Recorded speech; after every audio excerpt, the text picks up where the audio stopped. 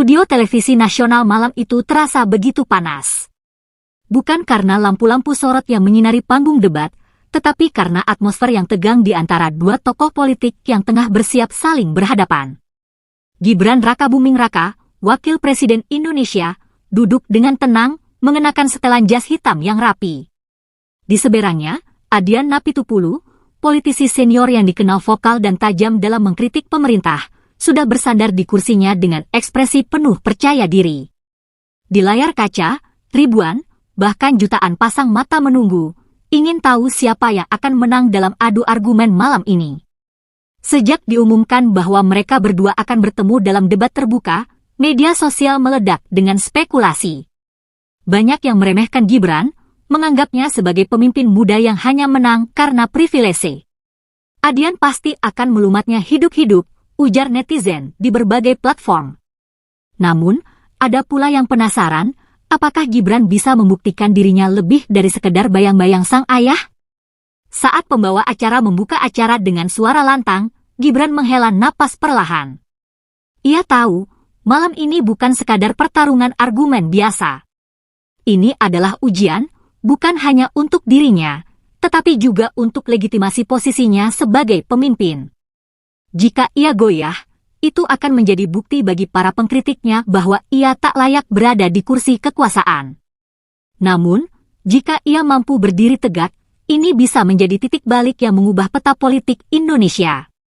Selamat malam, Bapak Gibran dan Bapak Adian, suara sang moderator terdengar tegas. Debat ini akan membahas berbagai isu krusial, mulai dari ekonomi, kebijakan sosial, hingga arah politik pemerintahan ke depan. Masing-masing dari Anda akan diberikan kesempatan untuk menyampaikan argumen dan menanggapi satu sama lain. Mari kita mulai. Adian langsung tersenyum sinis. Sebelum kita bicara kebijakan, saya ingin mengingatkan bahwa politik bukan tempat main anak-anak. Negara ini butuh pemimpin yang lahir dari perjuangan, bukan dari jalan pintas. Ucapannya disambut sorakan dari beberapa penonton di studio. Ia menatap Gibran, menunggu reaksinya. Namun, Gibran tidak bergeming. Ia hanya mengangkat alis sedikit, lalu tersenyum tipis. Bukannya terpancing, ia malah merespons dengan suara yang begitu tenang. Menarik. Jadi, menurut Bang Adian, pemimpin yang baik adalah yang banyak bicara keras tapi minim solusi. Suasana mendadak berubah. Penonton mulai berbisik-bisik, tidak menyangka bahwa Gibran akan langsung membalas dengan pukulan balik secepat itu. Adian sempat terdiam sepersekian detik, sebelum akhirnya kembali tersenyum tipis. Oh, jadi maksudnya Anda punya solusi? Buktikan. Gibran menyesuaikan posisi duduknya, lalu menatap lurus ke arah Adian. Saya di sini bukan untuk adu keras suara. Saya di sini untuk membahas kebijakan, membahas masa depan rakyat, bukan melayani debat kusir tanpa arah. Kalau Bang Adian mau berbicara substansi, ayo kita mulai. Tepuk tangan kecil terdengar di beberapa sudut studio. Moderator pun segera mengambil alih untuk masuk ke pertanyaan pertama. Tetapi di dalam hati, semua orang tahu, pertarungan sesungguhnya baru saja dimulai. Debat baru saja dimulai, namun ketegangan sudah memenuhi ruangan. Gibran tetap duduk tegak, ekspresi wajahnya tenang, seolah ia sudah membaca semua langkah lawannya sebelum permainan dimulai. Sementara itu, Adian Napitupulu mulai mengatur serangannya, matanya menatap Gibran seperti seorang petarung yang siap melepaskan pukulan pertama. Baiklah, kita bicara kebijakan, ujar Adian, suaranya tegas. Selama pemerintahan ini berjalan, saya melihat banyak program yang katanya pro-rakyat, tapi kenyataannya hanya menguntungkan segelintir elit. Subsidi beras, harga tetap naik. Infrastruktur, yang menikmati justru korporasi besar. Sementara rakyat kecil, tetap berjuang sendirian. Jadi, tolong jelaskan, Mas Gibran, apa sebenarnya kontribusi Anda untuk negeri ini selain menjadi bagian dari dinasti politik? Suasana studio mendadak sunyi. Serangan ini tajam, menusuk langsung ke isu yang selama ini dijadikan bahan kritik terhadap Gibran. Kamera menyorot wajahnya, mencari tanda-tanda kegugupan. Namun, tak ada. Gibran tetap tenang. Ia merapikan jasnya perlahan, lalu mengangkat mikrofon. Saya senang akhirnya kita bicara kebijakan, jawabnya, suaranya tetap stabil. Mari kita bahas satu persatu. Subsidi beras? Pemerintah sudah menggelontorkan triliunan rupiah untuk menekan harga. Infrastruktur? Itu investasi jangka panjang, agar akses ekonomi lebih merata. Dan soal dinasti politik. Gibran berhenti sejenak, lalu menatap Adian langsung. Bang Adian sendiri ada di sini, bukan karena nepotisme, tapi karena perjuangan, bukan begitu? Adian mengangguk, sedikit tersenyum. Tentu. Kalau begitu, saya juga di sini karena kerja keras. Posisi ini bukan sekadar warisan, tapi tanggung jawab besar yang saya emban dengan keseriusan. Dan soal rakyat kecil, Bang Adian, saya kira mereka lebih butuh solusi dibanding sekadar kritik keras tanpa alternatif yang jelas. Penonton di studio mulai bersuara, beberapa bahkan bertepuk tangan. Moderator ikut tersenyum, sadar bahwa tensi debat semakin memanas. Adian menarik napas, lalu kembali menatap Gibran dengan tatapan tajam. Baiklah, kalau begitu, mari kita lihat sejauh mana Anda bisa mempertahankan argumen Anda, ucapnya. Karena saya punya lebih banyak fakta yang akan membuktikan bahwa kebijakan Anda masih jauh dari kata sempurna. Gibran tersenyum tipis. Silakan, Bang. Saya di sini untuk berdiskusi, bukan untuk debat kusir. Debat belum mencapai puncaknya, tetapi permainan mulai berubah. Gibran, yang semula dipandang sebelah mata, mulai menunjukkan bahwa ia bukan lawan yang bisa diremehkan. Namun, Adian bukan tipe orang yang menyerah begitu saja. Babak berikutnya akan lebih panas dari sebelumnya. Tatapan Adian semakin tajam. Ia tahu bahwa Gibran bukan lawan yang mudah dijatuhkan dengan retorika kosong. Maka, kali ini ia mengganti strateginya, alih-alih menyerang secara frontal, ia memutuskan untuk membangun tekanan secara perlahan, seperti seekor ular yang siap menjerat mangsanya. Baiklah, kata Adian dengan nada sedikit lebih tenang, tetapi tetap menusuk. Kalau memang Anda bicara soal solusi, mari kita lihat rekam jejak. Ketika menjabat sebagai wali kota Solo, apa yang sebenarnya Anda lakukan? Banyak proyek besar masuk, tetapi siapa yang paling diuntungkan? Rakyat kecil atau para investor? Gibran tetap tenang. Ia mengangguk sedikit, lalu tersenyum tipis. Pertanyaan bagus, Bang Adian. Jadi, mari kita lihat faktanya. Saat saya menjabat sebagai wali kota Solo, angka investasi naik drastis, UMKM berkembang, dan tingkat pengangguran turun. Ya, memang ada proyek besar, tapi siapa yang menyerap tenaga kerja dari proyek itu? Rakyat kecil juga, bukan? Adian menggeleng pelan, lalu tertawa kecil. Menarik. Tapi bukankah fakta juga menunjukkan bahwa banyak lahan warga yang tergusur demi pembangunan? Bagaimana nasib mereka? Gibran tidak langsung menjawab. Ia membiarkan pertanyaan itu menggantung di udara, membiarkan ketegangan meresap ke dalam benak setiap orang yang menyaksikan. Kemudian, dengan nada santai, ia berkata, Bang Adian, saya sepakat bahwa pembangunan harus mempertimbangkan kesejahteraan rakyat. Tapi mari kita jujur, kalau kita terus menolak perubahan, kapan kita akan maju? Saya pastikan semua proyek yang saya jalankan punya solusi bagi warga terdampak. Relokasi dengan kompensasi, program pelatihan kerja, akses modal untuk UMKM. Jadi, jika ada yang bilang rakyat kecil dirugikan, saya minta datanya.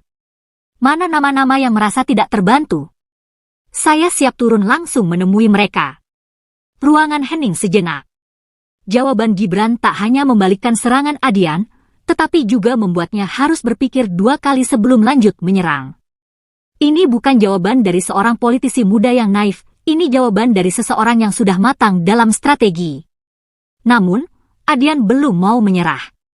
Ia mendekatkan tubuhnya ke meja debat, menatap Gibran lekat-lekat. Oke, kalau begitu mari kita bicara bukan hanya soal Solo, tapi nasional. Anda sekarang wakil presiden.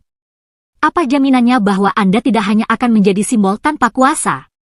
Apakah Anda benar-benar punya kendali, atau hanya mengikuti arahan dari orang-orang di belakang layar? Pertanyaan itu meledak seperti bom di dalam ruangan. Penonton yang tadinya menahan napas kini mulai bergumam. Inilah pertanyaan yang sebenarnya ingin mereka dengar jawabannya. Apakah Gibran benar-benar pemimpin, atau hanya bayangan dari kekuatan yang lebih besar? Gibran terdiam sejenak, lalu menarik napas. Bang Adian, saya paham kemana arah pertanyaan ini. Dan jawaban saya sederhana, saya di sini bukan untuk menjadi boneka. Saya di sini untuk bekerja. Saya sudah membuktikannya sejak di Solo, dan saya akan membuktikannya lagi di level nasional. Anda boleh meragukan saya, tapi saya lebih memilih membiarkan kerja saya yang berbicara. Sorak-sorai terdengar dari beberapa sudut studio. Gibran baru saja memberikan pukulan balik yang telak. Adian masih tersenyum, tetapi kali ini ia sadar lawan di hadapannya bukan anak muda biasa. Ini adalah pemimpin masa depan yang siap bertarung. Debat masih jauh dari selesai, tetapi arah permainan mulai berubah. Gibran tidak hanya bertahan, ia mulai mengambil kendali. Pertanyaannya sekarang, seberapa jauh Adian bisa bertahan sebelum akhirnya kehabisan kartu? Adian Napitupulu mulai merasakan tekanan. Gibran bukan sekadar politisi muda yang bisa digoyahkan dengan retorika tajam. Ia tetap tenang, percaya diri, dan setiap jawaban yang ia lontarkan seperti tameng baja yang sulit ditembus. Namun, Adian belum selesai. Ia masih punya satu serangan pamungkas yang ia yakini bisa mengguncang Gibran. Baiklah, Mas Gibran, kata Adian dengan nada lebih tenang, tetapi penuh intrik. Anda bilang ingin membiarkan kerja Anda berbicara. Tapi mari kita lihat realitas politik. Di balik semua ini, ada oligarki yang mengendalikan. Anda bicara soal kemandirian, tapi seberapa besar kuasa Anda sebagai wakil presiden? Apakah Anda benar-benar bisa mengambil keputusan sendiri, atau hanya menjalankan skenario yang sudah disiapkan? Ruangan kembali hening. Pertanyaan ini menohok, menyentuh titik sensitif yang sering menjadi bahan spekulasi banyak pihak. Kamera menyorot wajah Gibran, mencari reaksi yang mungkin bisa dijadikan headline berita. Namun, Gibran hanya tersenyum kecil, seolah pertanyaan itu sudah ia duga sejak awal. Bang Adian, Gibran akhirnya membuka suara. Saya sangat menghormati Anda. Saya tahu, Anda selalu vokal tentang isu oligarki. Tapi mari kita bicara jujur, apakah politik pernah benar-benar lepas dari kepentingan? Bahkan di era siapapun, selalu ada kepentingan yang bermain. Pertanyaannya bukan apakah saya dikendalikan atau tidak, tetapi apakah saya bisa menggunakan posisi saya untuk kepentingan rakyat atau tidak. Dan sejauh ini, saya pikir saya telah membuktikannya. Adian terkesiap sejenak. Jawaban ini bukan jawaban yang ia harapkan. Gibran tidak terjebak dalam permainan retorika, justru membalikkan perspektif yang selama ini dijadikan senjata untuk menyerangnya. Jadi, Anda mengakui bahwa ada kepentingan di balik politik Anda. Adian mencoba mempertegas. Tentu saja, Gibran mengangguk santai. Semua politisi punya kepentingan. Tapi saya di sini bukan untuk memperkaya diri atau sekadar mempertahankan jabatan. Kepentingan saya adalah bagaimana anak-anak muda di Indonesia bisa mendapatkan kesempatan yang lebih baik, bagaimana UMKM bisa berkembang, dan bagaimana rakyat kecil bisa merasakan manfaat dari kebijakan yang saya perjuangkan. Kalau ada yang menganggap saya hanya wayang, saya persilakan mereka melihat hasil kerja saya, bukan sekadar mendengar narasi yang dilemparkan tanpa dasar.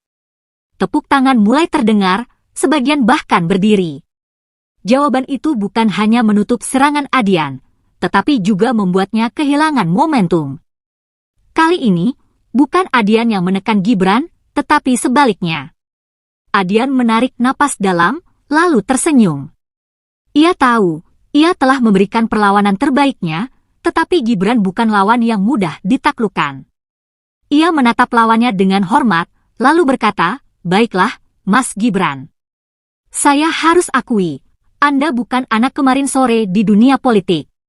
Saya akan tetap mengkritisi jika ada kebijakan yang menurut saya keliru, tetapi saya juga mengakui bahwa Anda bukan sekadar nama besar. Anda tahu cara bertarung." Gibran mengangguk, memberikan senyuman tipis. "Terima kasih, Bang Adian. Kritik selalu diperlukan, tapi mari kita pastikan kritik itu membangun, bukan sekadar menjatuhkan. Debat pun ditutup dengan tepuk tangan meriah. Malam itu, bukan hanya kemenangan dalam debat yang Gibran raih, tetapi juga pengakuan dari lawan politiknya. Namun, ini baru awal. Setelah malam ini, perhatian publik akan semakin tajam mengawasi langkahnya. Dan di balik layar, kekuatan besar mulai bergerak, baik yang mendukung maupun yang ingin menjatuhkannya. Debat itu berakhir, tetapi gaungnya masih menggema di seluruh negeri. Media sosial dibanjiri komentar, analisis, dan berbagai sudut pandang. Nama Gibran Rakabuming Raka mendominasi trending topik, bukan hanya di Indonesia, tetapi juga di media internasional. Ia telah membuktikan dirinya bukan sekedar bayangan dari ayahnya, melainkan sosok pemimpin muda yang bisa berdiri tegak menghadapi serangan politik yang paling tajam sekalipun. Namun, kemenangan ini juga memunculkan ancaman baru. Di balik layar, kekuatan besar mulai bergerak. Ada yang melihat Gibran sebagai harapan baru, tetapi ada pula yang menganggapnya ancaman serius. Beberapa kelompok politik yang merasa posisinya tergeser mulai merancang strategi untuk menjegal langkahnya. Di sebuah ruangan tertutup di Jakarta, beberapa elit politik tengah berkumpul. Wajah-wajah mereka serius, beberapa bahkan terlihat gusar. Kita harus kendalikan situasi ini, ujar salah satu dari mereka. Jika dibiarkan, anak ini akan menjadi kekuatan yang sulit dibendung. Di tempat lain, telepon-telepon mulai berdering. Media-media tertentu menerima arahan untuk menggali sisi lain dari Gibran, mencari celah untuk merusak citranya. Isu-isu lama kembali diangkat, dari nepotisme hingga dugaan keterlibatan dalam jaringan oligarki. Mereka tahu, jika tidak bisa mengalahkannya di atas panggung debat, maka mereka harus menyerangnya dari luar arena. Gibran, sementara itu, duduk di ruang kerjanya, menatap layar laptop yang dipenuhi berita tentang dirinya. Ia tahu ini akan terjadi. Ia tahu bahwa setelah kemenangan besar, akan ada badai yang datang. Mas, kita harus waspada, ujar salah satu penasihatnya. Mereka mulai bergerak. Ini belum selesai. Gibran menghela napas dan tersenyum tipis. Saya sudah memperhitungkannya. Biarkan mereka bermain dengan cara mereka. Kita tetap fokus pada kerja kita. Namun, jauh di dalam hatinya, ia menyadari satu hal, politik bukan sekadar tentang menang di depan publik, tetapi juga bertahan dari serangan yang tak terlihat. Di media sosial, dua kubu semakin panas. Pendukung Gibran membela habis-habisan, sementara lawan-lawannya mulai membentuk narasi baru. Ada yang mulai meragukan independensinya, ada pula yang mencoba mengaitkannya dengan berbagai kepentingan tersembunyi. Narasi ini terus bergulir, mengubah kemenangan besarnya menjadi ujian politik yang jauh lebih berbahaya. Sementara itu, di antara para elit, seseorang yang selama ini dia mulai berbicara. Kita harus buat dia jatuh, sebelum dia semakin kuat. Rencana mulai disusun. Perang yang sesungguhnya baru saja dimulai. Gibran tak hanya harus menghadapi politik di panggung debat, tetapi juga pertempuran di balik layar yang jauh lebih kejam. Dan di dunia politik, satu kesalahan kecil saja bisa menjadi bencana besar. Apakah ini awal dari kebangkitannya, atau justru awal kejatuhannya? Malam itu, Jakarta terasa lebih dingin dari biasanya. Di sudut-sudut kota, pertemuan-pertemuan rahasia berlangsung tanpa suara. Nama Gibran Rakabuming Raka menjadi topik hangat di kalangan elit politik. Kemenangan debatnya telah mengguncang peta kekuasaan. Namun, di balik pujian publik, ada kekuatan gelap yang mulai menebar jaring untuk menjatuhkannya. Di sebuah ruangan remang, seorang pria berkemeja gelap duduk di balik meja panjang. Rokok yang terbakar di ujung jarinya mengepul perlahan, menyelimuti ruangan dengan aroma konspirasi. Dia terlalu cepat naik, gumamnya. Kalau dibiarkan, anak itu bisa jadi bencana bagi kita semua. Telepon-telepon mulai berdering. Instruksi disampaikan tanpa banyak kata. Media mulai dibanjiri artikel-artikel yang menggiring opini bahwa Gibran hanyalah boneka kekuasaan. Isu keterlibatan oligarki di setiap langkah politiknya terus didengungkan, Seolah kebenaran itu hanya soal siapa yang lebih dulu melemparkan narasi. Namun, di sisi lain, Gibran tak tinggal diam. Ia sadar permainan ini sudah dimulai. Di ruang kerjanya, ia duduk dengan mata tajam menatap layar laptop. Berita-berita fitnah bermunculan, tetapi wajahnya tetap dingin. Mereka ingin membuat saya jatuh sebelum sempat berdiri tegak, gumamnya pelan. Penasihat politiknya, seorang pria paruh baya yang sudah kenyang asam garam dunia politik, menatapnya penuh rasa kagum. Mas, mereka menyerang dengan narasi. Tapi narasi hanya bisa dikalahkan dengan fakta. Jangan terjebak melawan dengan kata-kata. Teruslah bekerja, biarkan hasil yang berbicara. Gibran mengangguk pelan. Ia tahu pertarungan ini tidak akan dimenangkan di panggung debat atau media sosial. Pertarungan sesungguhnya ada di lapangan, di hati rakyat kecil yang menunggu bukti, bukan janji. Esok harinya, tanpa banyak bicara, Gibran terjun langsung ke pelosok daerah. Ia mendatangi pasar-pasar tradisional, berdialog dengan para pedagang kecil, dan mendengarkan keluh kesah mereka. Kamera-kamera media yang berusaha membuntutinya justru ia abaikan. Ia tidak butuh sorotan, ia hanya butuh bukti nyata. Namun, serangan balik dari lawan-lawan politiknya semakin kejam. Akun-akun anonim mulai membanjiri media sosial dengan fitnah. Rekayasa berita mulai dihembuskan.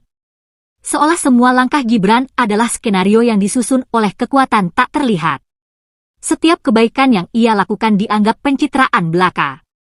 Anak ini harus dihentikan sebelum terlalu kuat, bisik salah satu tokoh senior yang merasa posisinya terancam. Namun Gibran tetap melangkah. Ia tahu satu hal yang pasti, rakyat bisa dibohongi untuk sementara waktu, tapi tidak selamanya. Ia membiarkan badai fitnah berhembus, sementara ia terus menanam benih kepercayaan di hati masyarakat. Di balik wajahnya yang tenang, Gibran menyadari bahwa ini bukan lagi sekadar pertarungan politik. Ini adalah medan perang yang hanya bisa dimenangkan oleh mereka yang sabar, cerdas, dan tak gentar menghadapi gelombang kegelapan. Perlahan, dukungan rakyat mulai mengalir tanpa diminta.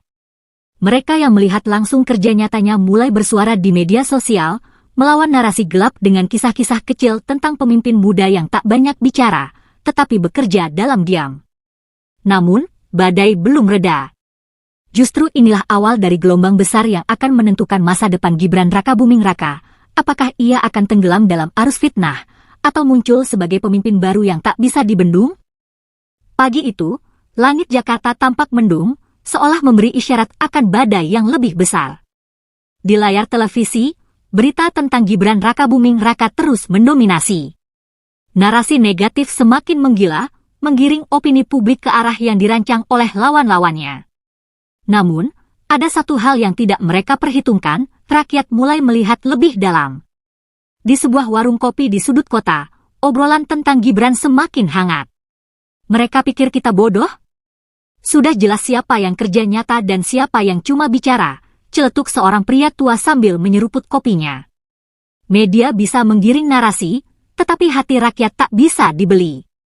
Gibran tahu waktunya untuk menyerang balik telah tiba. Ia tidak akan melawan dengan kata-kata kosong atau sekadar klarifikasi. Ia memilih jalan yang lebih berbahaya, membongkar permainan lawan-lawan politiknya. Dengan tim kecil yang telah ia percayai, Gibran mulai mengumpulkan data dan fakta yang selama ini tersembunyi dari publik. Dalam konferensi pers yang digelar secara mendadak, Gibran muncul dengan tenang. Kamera-kamera beralih fokus, suasana hening. Banyak yang menyerang saya dengan isu murahan. Tapi mari kita bicara tentang fakta, ucapnya, sebelum menampilkan dokumen-dokumen yang membuat ruang konferensi itu mendadak terasa seperti medan perang. Ternyata, beberapa tokoh yang selama ini paling vokal menyerangnya justru memiliki jejak rekam yang tidak bersih. Proyek-proyek mangkrak, aliran dana mencurigakan, dan berbagai skandal mulai mencuat. Gibran tidak perlu berkata banyak. Ia hanya memperlihatkan data, membiarkan publik menilai sendiri siapa yang sebenarnya bersih dan siapa yang bermain kotor. Serangan balik ini bagaikan ledakan di dunia politik.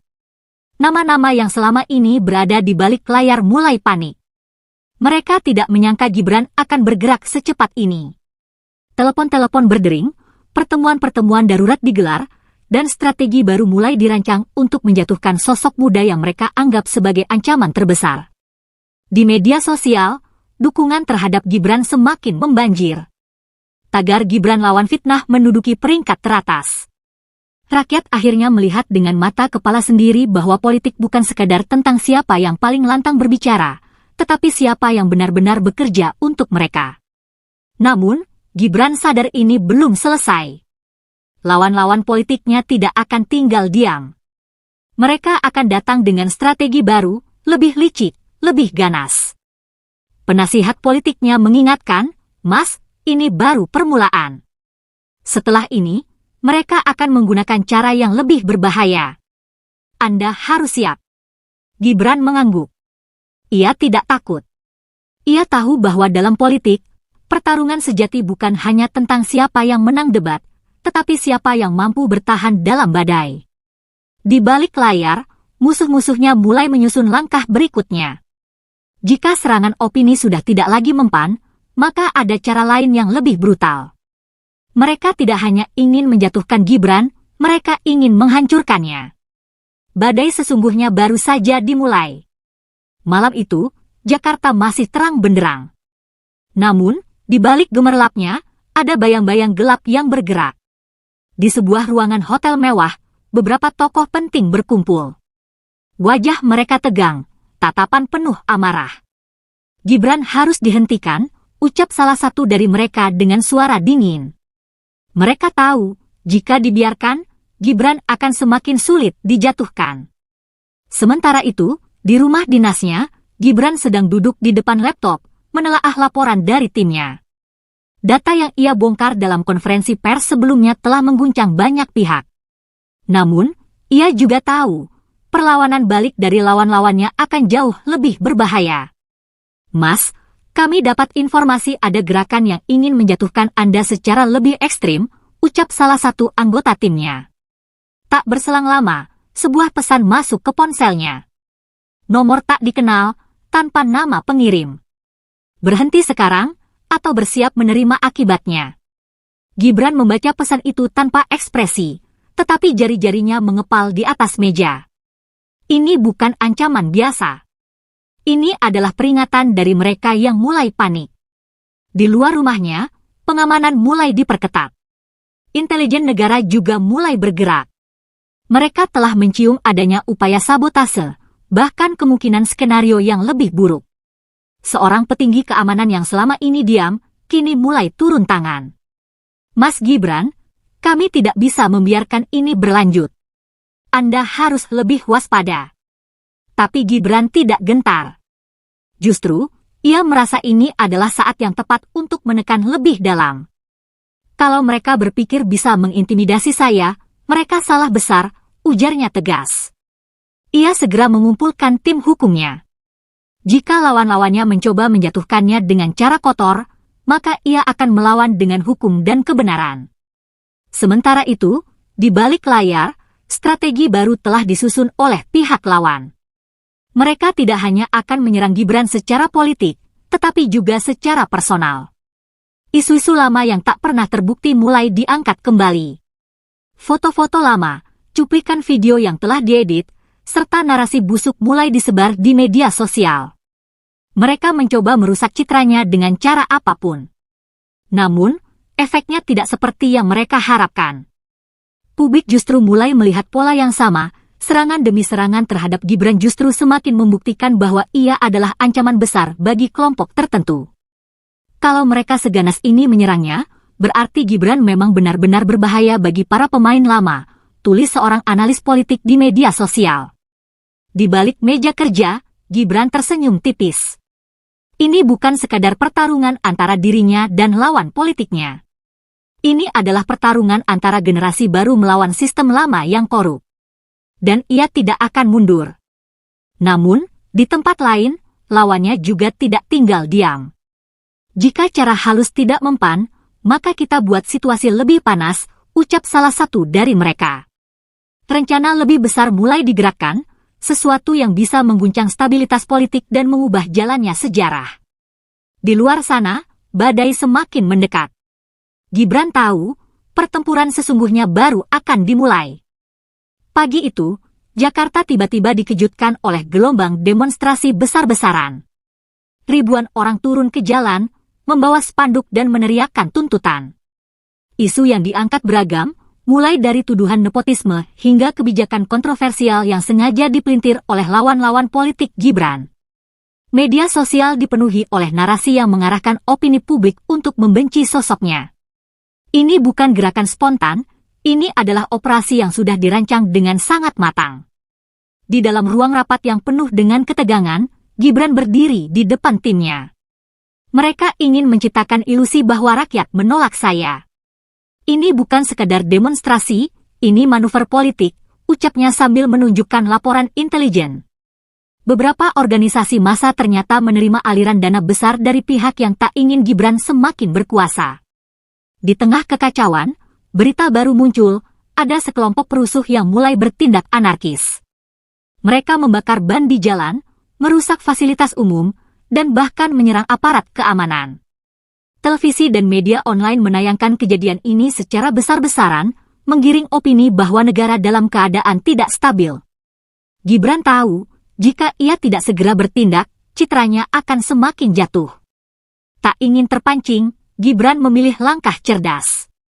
Ia turun langsung ke lapangan, menemui demonstran yang masih rasional, mendengar keluhan mereka, dan bahkan berdiskusi dengan beberapa perwakilan mereka di depan media. Keberaniannya menghadapi situasi dengan kepala dingin mengejutkan banyak orang. Alih-alih melemah, justru semakin banyak masyarakat yang mulai membela Gibran. Namun, di balik layar, lawan-lawan politiknya semakin frustrasi. Dia terlalu tenang. Kita butuh sesuatu yang lebih besar, ucap seorang tokoh senior dalam pertemuan rahasia. Skandal yang lebih besar mulai dirancang, sebuah rekayasa kasus yang bisa menghancurkan nama baik Gibran dan keluarganya. Di sisi lain, intelijen yang loyal kepada negara mulai mengendus gerakan ini. Mas Gibran, ada upaya untuk menjebak Anda dalam sebuah skandal besar, lapor seorang agen rahasia.